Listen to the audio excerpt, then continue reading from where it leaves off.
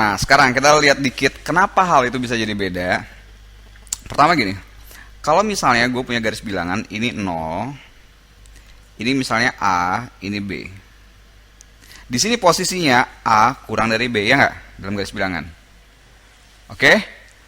Kalau kita kali dia dengan sesuatu yang negatif, misalnya ini kita kalikan sesuatu yang negatif, berarti ini jadi min A, ini jadi min B, ya nggak? Sekarang posisinya gimana? Min B jadi kurang dari min A. Kalau A kurang dari B, maka min B.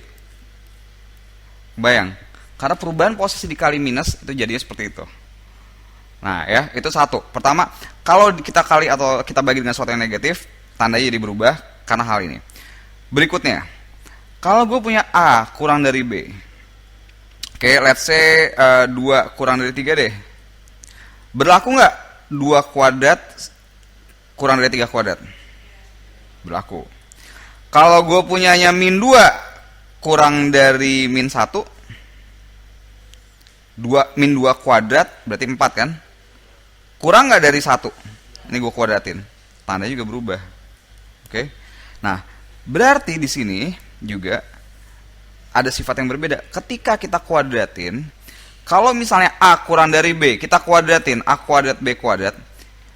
Ini tetap berlaku jadi begini jika dan hanya jika kita pastikan bahwa keduanya positif. Ya. Kita pastiin ini dulu. Oke, selama dia masih positif atau 0, ini masih berlaku. Tapi kalau ternyata A atau B-nya belum pasti positif, maka ini nggak berlaku. Ya, contoh, ini nggak berlaku karena udah salah satunya negatif. Nah, ini masih berlaku nih, gitu. Oke, nah, nah sekarang kita main secara visualnya nih. Secara visual, andaikan gue punya dalam tanda dalam garis bilangan juga nih ya. Ini 0, ini A, ini B. A kurang dari B posisinya. Nah, karena ini dua-duanya positif, A kuadrat bisa gue bilang, ya misalnya kira-kira segini deh, A kuadrat. B kuadrat, kalau ini B-nya segini ya, kira-kira B kuadrat ya segini deh. Nah, jaraknya menjauh kan pastinya. Nah, ini tetap berlaku, tapi A kuadrat kurang dari B kuadrat, karena sama-sama positif. Tapi sekarang, kalau misalnya gue punya ini 0, ini A, ini B. A-nya udah negatif nih ya, ini A-nya negatif kan, B-nya positif.